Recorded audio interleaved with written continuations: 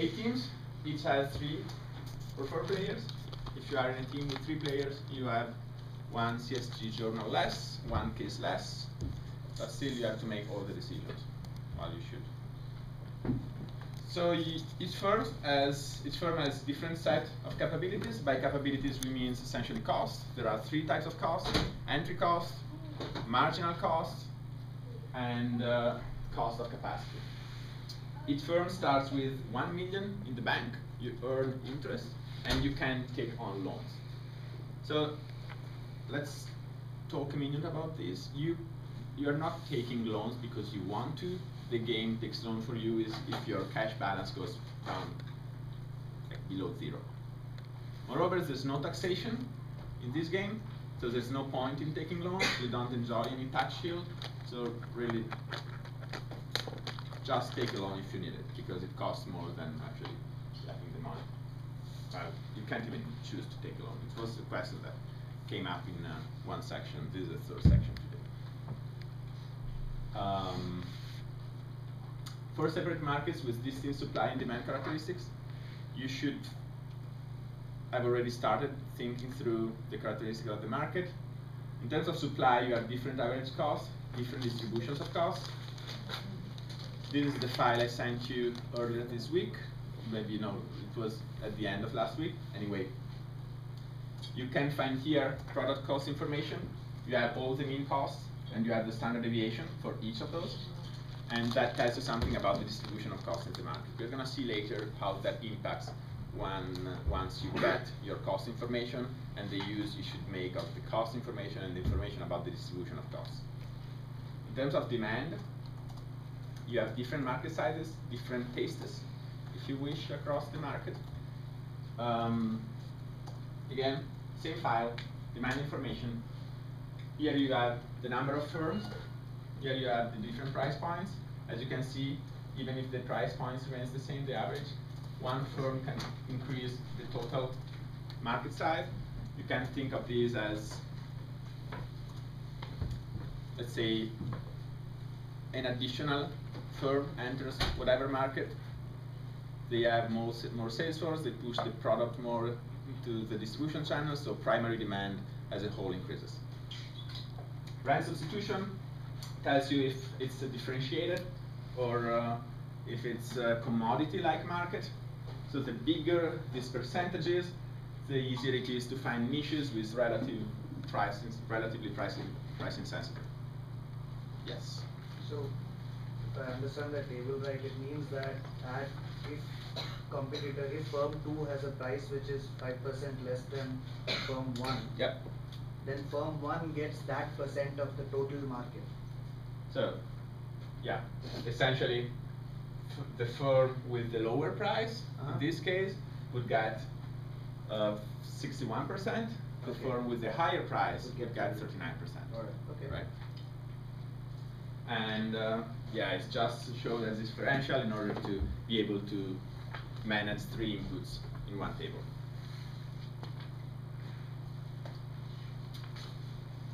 Okay, so these are the choices you're going to be able to make. Round 1, you decide about entering the market and how much capacity to build.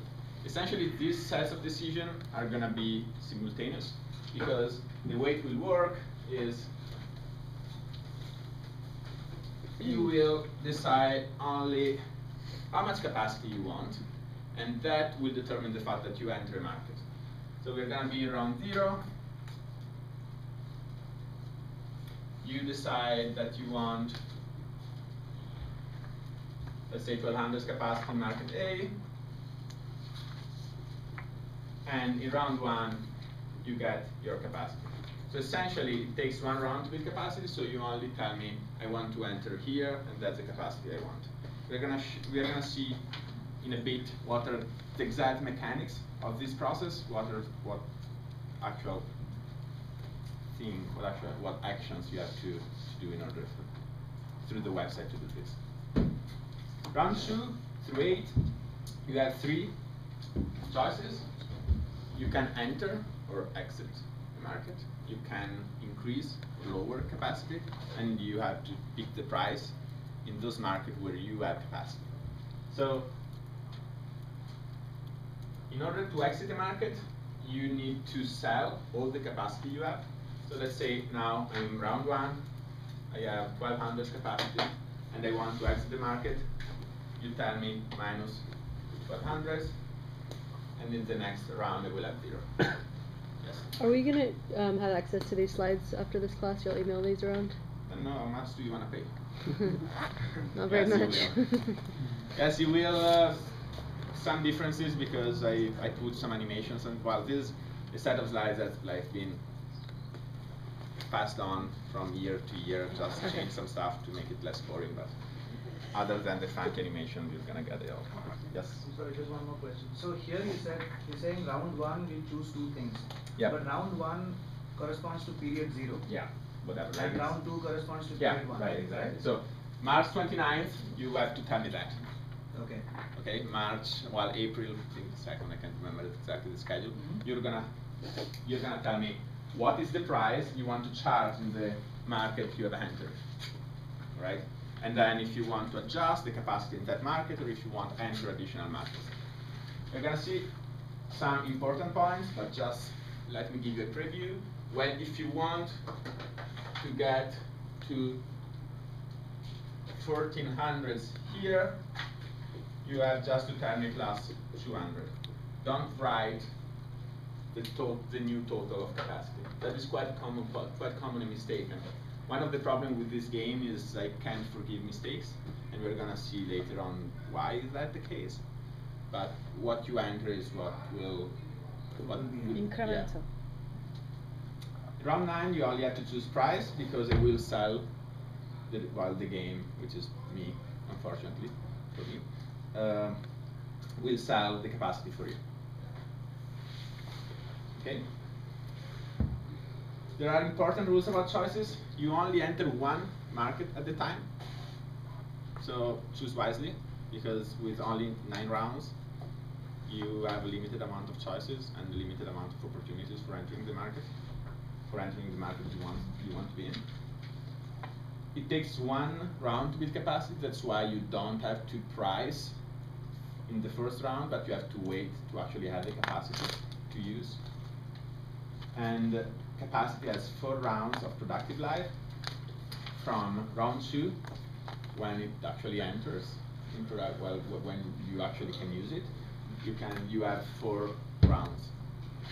We're gonna see a schedule later that kind of makes this clear. And it gets automatically scrapped at the end of the 4th productive round. Capacity can be sold anytime after building it. Okay, and this, you should have considered this in your monopolistic exercise. If you didn't, good news, it's only gonna be checked. So, as long as your paper is there, you'll be fine. I would have really appreciated knowing that. All right, so let me explain you why. Essentially, let's say you're here, and this needs to be round 1 because otherwise you wouldn't make a decision about price and quantity. So let's assume you already sunk the cost of entering the market. You want to know, so how much should I produce? And you want to look at your marginal cost. I hope you all remember what marginal revenue was for A not too long ago, so you know how to derive marginal revenue from the revenue functions. Yes, A, raise your hand if you don't. Good. So marginal cost, you have 1 marginal cost, which is given in the market profile, pretty clear. And then you have the cost of capacity. So what should we do? What should you do with that? It should not be treated as a marginal cost, but there's an opportunity cost associated with it. So let's say now we are in round 1, and we can move in round 2. If I have $1,000 value in capacity, I can sell it now, and I would get $1,000 here, right? So sell. If I don't sell, and therefore I produce,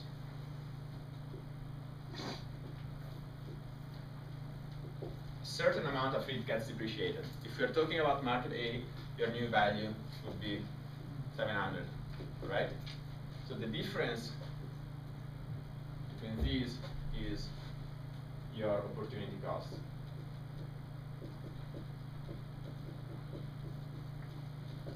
Okay?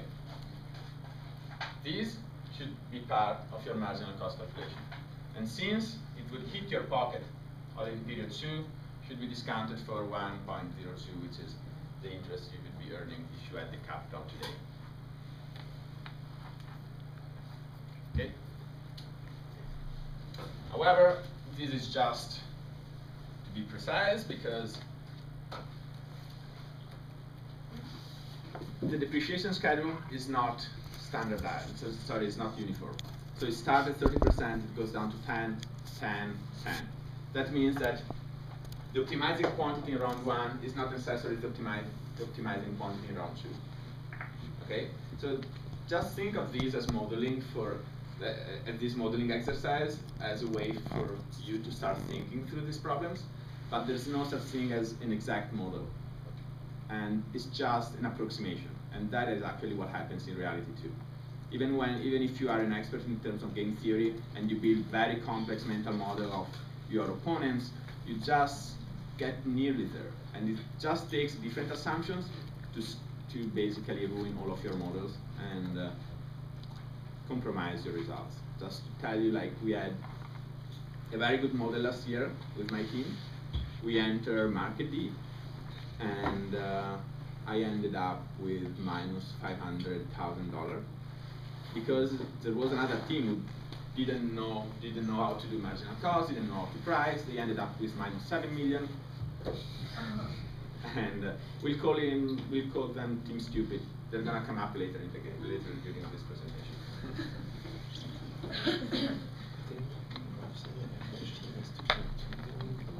Okay, so what happens in each round? By noon, and this is by noon I mean noon, you have to enter your decision. I'm a big fan of deadlines. I think people can take school as seriously as they want, but this should also prepare you somehow for like the real world, real jobs, and any jobs you're gonna take, you will have deadlines. So if by noon I don't have your decisions, I'm not gonna accept any justifications. Essentially, and that's a good reason. The reason is that the game aggregates the choices, and by the game, that means me.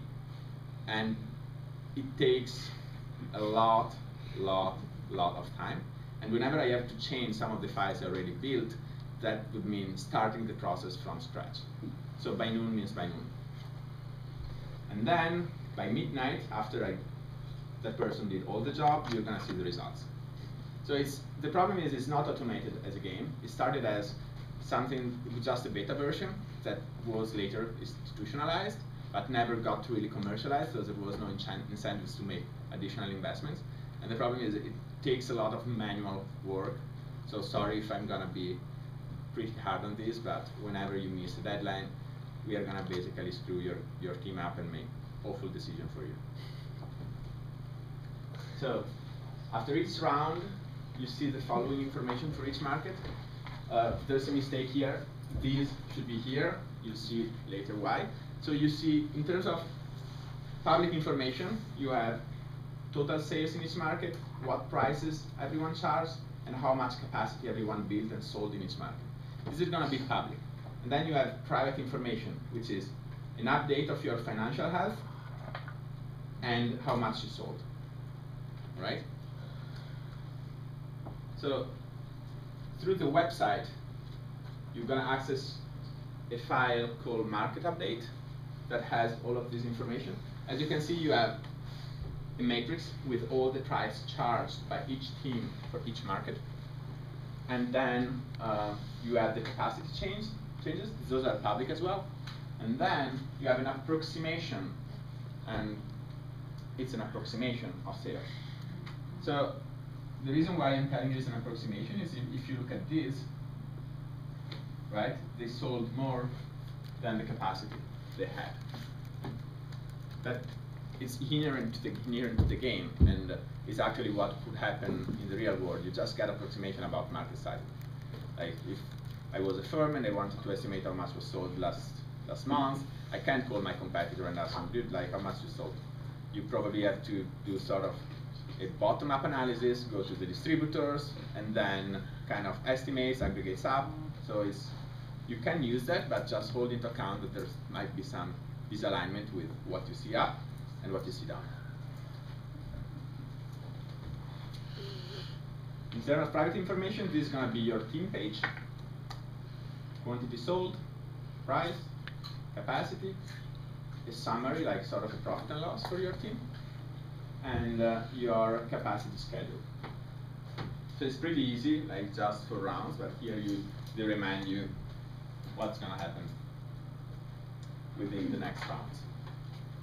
Hey, whenever you have questions, raise your hand, interrupt me.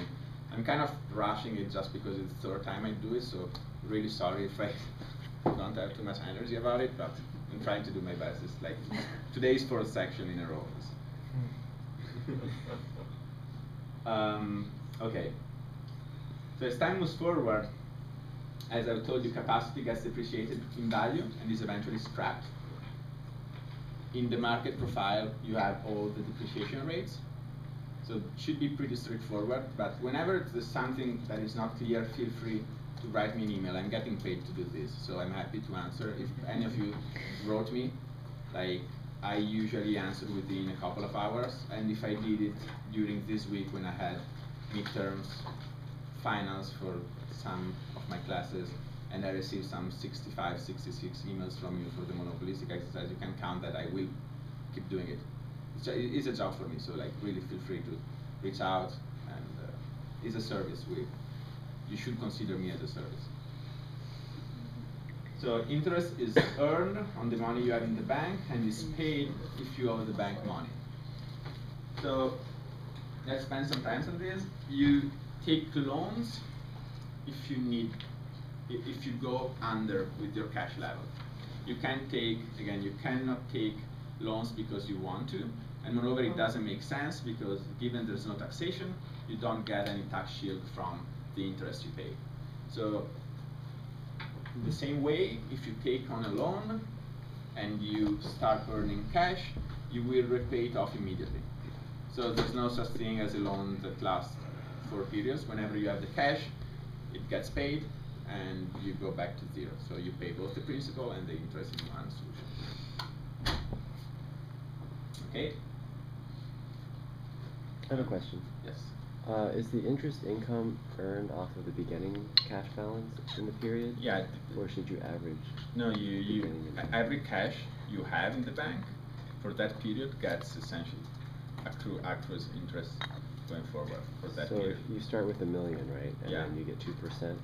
Yeah. But in that period, if you announce buy capacity, yeah, does that happen at the end of the period or the beginning of the period? You know what?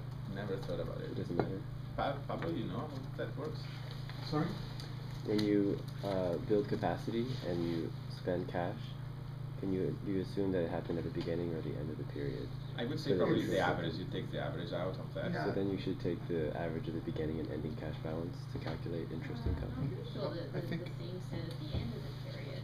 Yeah, At the well, end. well, The instruction said.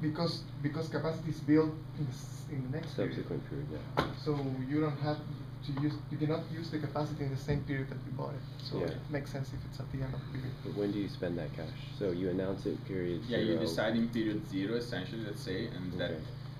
the money should be spent along period 1, but I think the game, as they were saying, like assume all the cash flow happens at the end of period 1.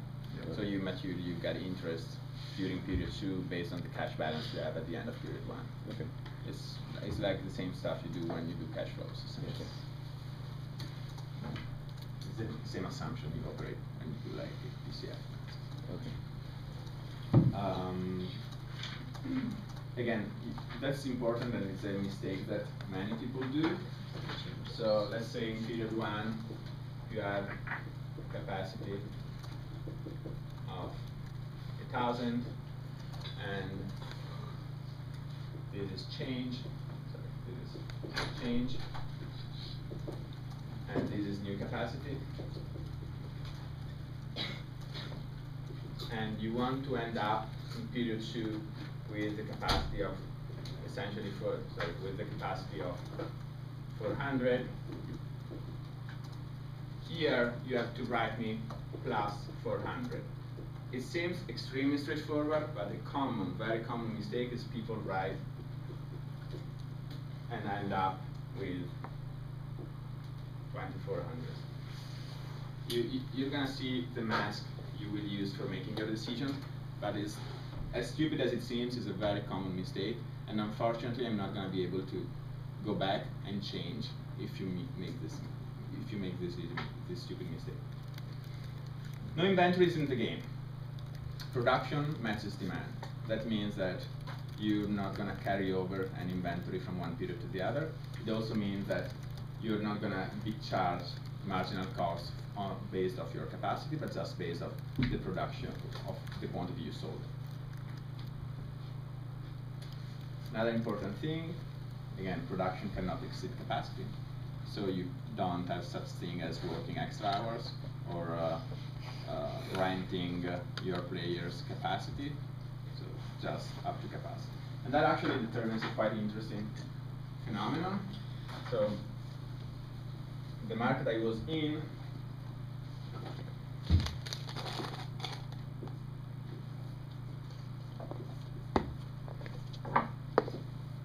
Team Stupid set a price way too low, okay, and my team set the price here, which made kind of more sense. Their idea was like kind of clean and sweep the market, sweep the market. But our combined capacity essentially was just here, and so this level they originated more demand than we had together, and let's say their capacity Q1 was here, so all the additional was taken, the demand that they did not satisfy with their capacity was taken by my team.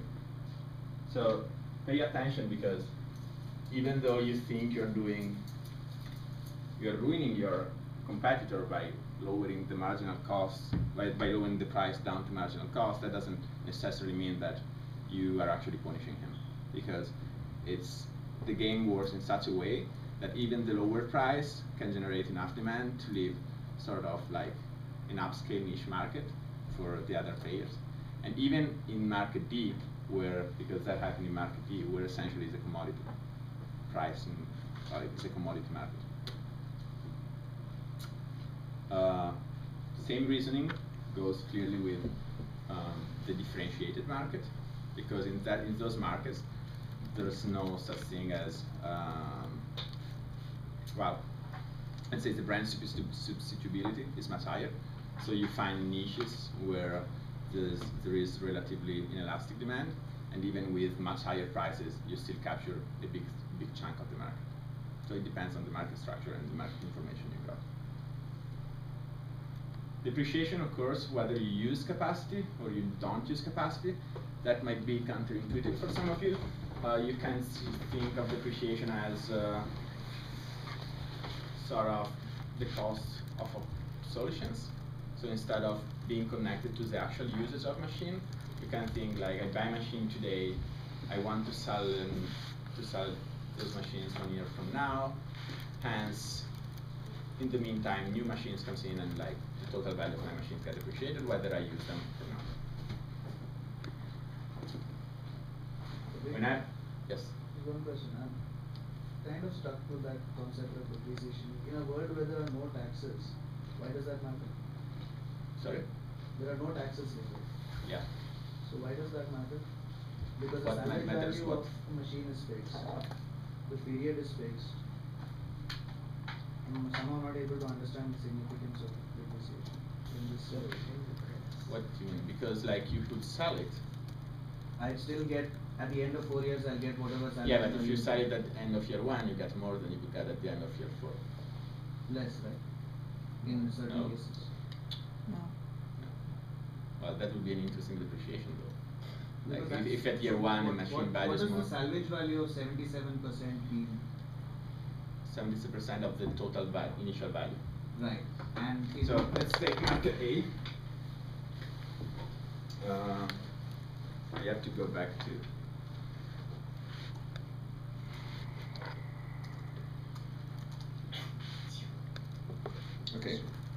take this here, Mm-hmm. right? So let's say you have 1,000 value in period 1. Mm-hmm. You apply the depreciation, it gets down to 700 here. And then you have 10% of 700. So that would go to 630. Okay? And then that would go, I know, 63, 500, and 77. Am I correct? Okay. And that would go to 510. Okay. 67, sorry. Right? Right. So in this period you lose 70. In this period you lose 63. In this period you lose 57. Okay, so that's the only significant. This is the opportunity cost of not selling capacity here, Okay. here, and here. Okay. But apart Makes from that, sense? there is no other significance of that number. Okay, thank you. Okay.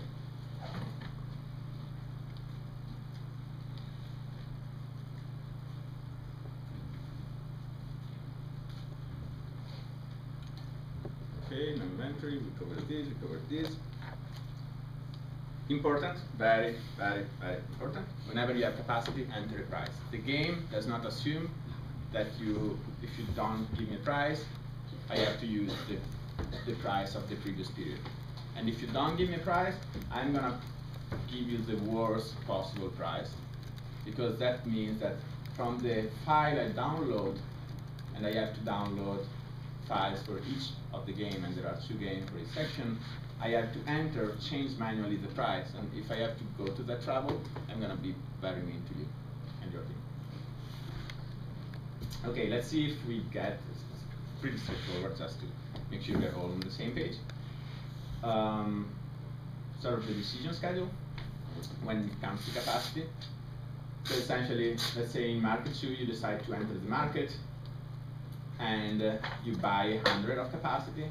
You have 100 in period 3, you produce, then in period 4 you're very successful, you like it, you say I want an additional 100 of capacity.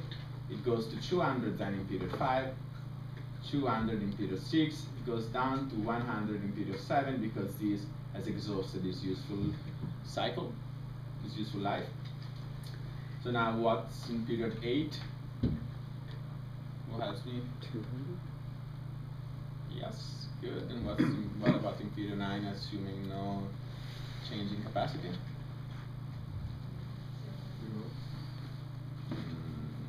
No. 100? Yes. Good, 100. I think it was sort of 33% chances. Pretty good. Not sleeping yet. Okay, how to play? Can you, sorry, just since Yeah. I don't think everybody knew that answer, can you explain? So, sure. You buy here. This 100 is useful here, like during this, and then after this, it gets sold. So here you get the scrap value, right? The capacity lasts for 4 periods, but the capacity follows different schedule, because here you buy an additional 100, so it's gonna last for 1, 2, 3, and 4, and then it's gonna be scrap.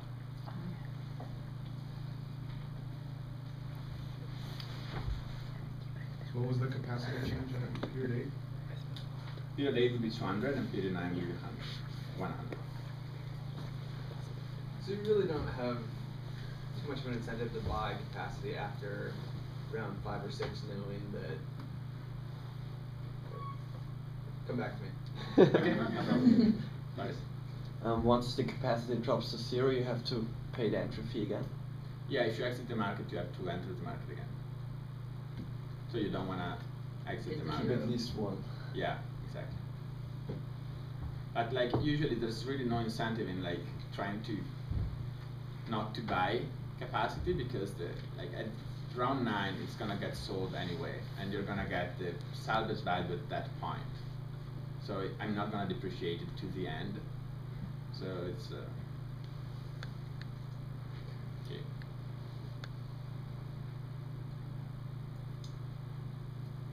Later today, I will send you an email with login information, username and password, and by I'm gonna send you, that means I'm gonna send you, unfortunately, this website works such a way that I have to craft 64 emails with username, ID, password. So I try to do it as fast as possible, but given I'm here today, like probably you receive it by 8, and I'm sorry that kind of create clashes with your traveling plan and like spring break plan, but like I couldn't do any better than this. So you will receive the game, like this is the address, the website address, and then you have to select the game, you have to enter your username and password on the page of your team, and then that's what you're gonna see. There's not gonna be market updates because at this time we just started. There's not gonna be company updates. You will just have the opportunity to edit the team strategy, but the important thing is you're gonna see this, right? So this is your private information, it's your cost information, is what will determine hopefully your decision, unless you want to flip a coin. And this is the form you will be used to enter your decisions. There's 4 columns, but there's only 2 columns you're gonna use. Forget about this. They are there just to confuse you, but you are not gonna use them. The reason is that this game comes in different version. We are gonna use like basic version where we only play with capacity change and price change. But if you mess up with the number, that creates problem to me, and I encourage you to be as nice as just to use that stuff. So again, note that is capacity change, so just not the final capacity you want to have, but the actual change. In this time, the 2 things will kind of be aligned, but usually when you already have capacity in one market, you would just want to give it the capacity change, not the total capacity. Sorry if I'm kind of stress this point, but again, like last year we had problems. There were teams that made this mistake and then tried to go back and couldn't. So what does my cost data mean? The market profile document list production cost information in the form of mean and standard deviation. I guess well, it's a wild guess, but you might remember something from data and decision, was for A.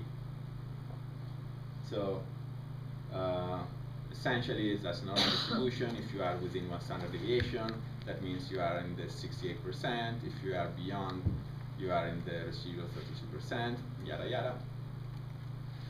So let's just refresh a little bit on this. These are the mean, standard deviation information. This is your actual costs. So who helped me out here? What about the entry cost? Is team 501 in a good position or not? Bradley, you seem thrilled. Following along. Within 1 standard deviation. Okay, so bad or good? Good. Yeah, it was more expensive than Yeah, it's the more average. expensive. Perfect. So how about capacity unit cost? Billy, bad or good? You're happy? Yeah, you're happy. Yeah, you should be happy.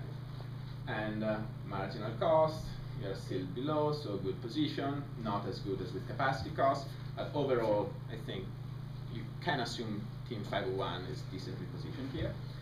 Okay, so there's only one caveat to this.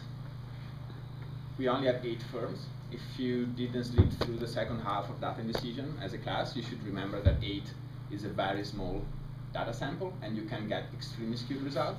So this is where the actual draws from one game, and let's say you are team 1, you would assume you are in a decent position because you are, almost 1 standard deviation below the mean. And then if you go and look at all the other teams, well, their position kind of sucked. There was only 1 team that actually had a higher cost. 2 teams. Yeah, sorry, 2 teams, yeah.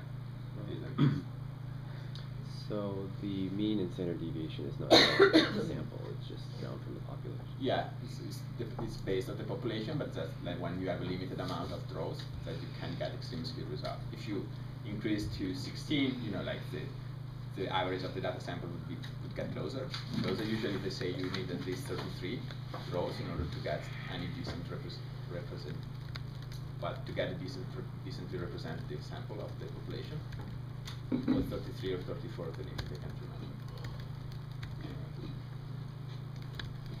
So they're distributed normally, but again, anything is possible.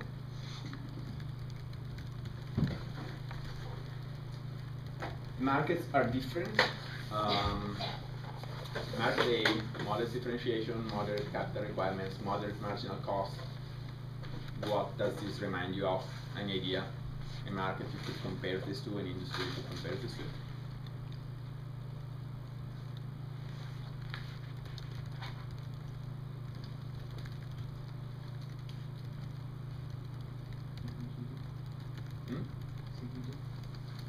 Consumer product, yeah. Depend on which consumer product, might be a refrigerator, other durables, things like that.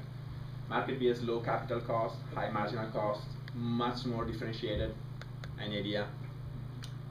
There's no right answer, it's just to make you think through the actual dynamics, and so you can identify with something that actually exists to make it a little bit more meaningful. Yeah, but software doesn't really have a high marginal cost, does it? Yeah, so we thought it might be some like apparel or like clothes, things like that. Market C, this is much more like software, and because you don't have very high capital cost, but still you need an investment in terms of R&D and in terms of like people you want to employ. Very low marginal cost, because essentially that once you have it as printing one more copy, handing out one more DVD or CD, it doesn't take long, especially if you distribute it over the web. And it's extremely differentiated. Market D, my favorite. Tough market to be in, commodity-like, high capital, high sunk cost, low marginal cost. What can you think of? Metals and mining. Yeah, might be memory chip production, airlines. Airlines probably is a good approximation. Some other notes. We already briefly touched on brand substitution. You know how to read that matrix, but essentially that means that in certain markets, even if you undercut people in prices, you're not going to capture the whole market. There might be niches with demand inelasticity. You can think of this like as, first of all, you have to think there's no such thing as a brand, because like there's no loyalty, so you can't carry forward your customer base from one period to the other. Think of this as like you go to the supermarket, you have bottles of dish detergent, but you only see prices. There's no such thing as Clorox or Palmolive. You only see prices, and so you will have certain part of your customer population that wants product with a high price because they assume there's more quality in it, and you have people inside that just follow prices because they want to pay the least possible amount of money. And depending on how differentiated it is, the portion of people who buy higher priced products is going to be more or less. Adding firms can expand demands. You can, I don't remember if I mentioned that, but you can think of as having more sales force and pushing the overall product category more throughout through the channels, and so you increase primary demand, which doesn't necessarily mean you increase your own demand. People surprise you, wow, good memory. Total market demand for two firms, both charging P will be greater, again, than total market demand for only one firm. It's all in the market profile file I sent you last week. In order to formulate your strategy, you want to look at the costs, you want to look at the shape of demand, which is pretty much what you started doing with the monopolist exercise. And then you want to develop a strategy and try to be coherent. But remember that only stupids don't change their mind. So if the market doesn't go in the right direction, you should consider like revising your strategy, or you will end up with minus 500,000 like I did last year. Because when you are in a market, you kind of want to win it, and it's difficult to surrender, even though like you all studied sunk cost fallacies and things like that, and in real life there's some behavioral stuff going on. So I think we went through this. Do you have any question about the monopoly exercise? No? Good. So how you're going to be evaluated on this? You have to write CSG journal. There's going to be 1 page. So be concise. Please don't state the obvious. Just tell me something meaningful, and use the additional exhibit that you're allowed to attach to prove your points, to give me extra information, but stick to that 1-page limit we are enforcing. And you have to give me sort of the rationale about your moves. That's going to be very important, because you're not going to be evaluated only on the success of, like, financial success of your firm, but more on like the type of strategy you're trying to devise. So like, as long as you are not successful but your strategy makes sense, or you show me that you put effort in thinking through your moves, you're going to be fine. Of course, you can use your private information. I'm not going to disclose it unless I get paid a lot. So you should laugh. I'm not Italian, but I hope I don't communicate that impression. And yeah, it should be made as a professional type memo. I'm international, so I'm not going to notice all of your grammatical mistakes, but please give me content. Okay? Take the game seriously. It's important to understand that you don't need the perfect model. I think I mentioned this before, but a model is never good enough to give you the right response. Unfortunately, there's always like sort of a gut instinct component at play. It's an approximation of the right answer. For how exact and how thorough your model is going to be, there's always like something that comes down to decision and how risk adverse you are, or how conservative you want to play. Cheating is not fun, and especially in a game like this, doesn't really make sense. So, write me. I'm happy to answer. I'm getting paid for this again, so really like take me as like I'm giving you a service. So whenever you have a doubt, like write me an email more than like risking making a mistake that would ultimately like limit your engagement in the game. So I prefer to receive more questions and people engaged than like people who don't care and like have more extra time. Okay? Thank you. I'm gonna pass the ball to Pablo. Who's gonna cover Bruno and Bertrand, right? Yeah, just this. Laser is this. Yeah.